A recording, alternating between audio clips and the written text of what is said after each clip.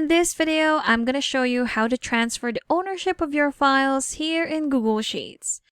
So if you've created a Google Sheet file and need someone else to take over, whether you're handing off a project, leaving a team, or just reorganizing ownership, this is how you're going to do it.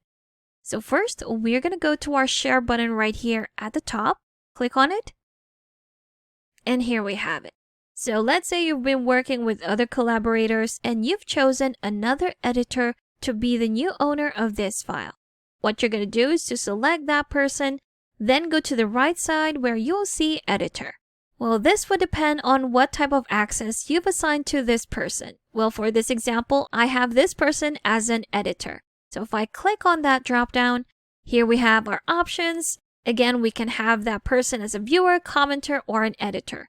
And right below that, we have our transfer ownership. This would transfer the ownership of this file to this person right here.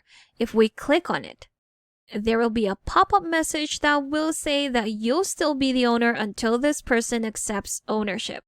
Let's go ahead and click on that send invitation. So this person that you're transferring the ownership of this file to will have to agree into becoming the new owner of this file. Click on done.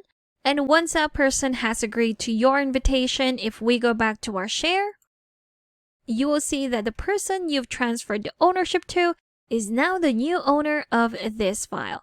And you will be demoted to just an editor right here. There you have it. But if you have a person that you want to transfer the ownership to, but they're not yet with the people with access, you can simply add their email right here in our search bar.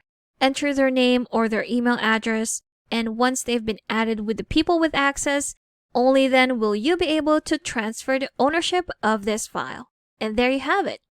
That's how easy it is to transfer the ownership of your files to another person here in Google Sheets.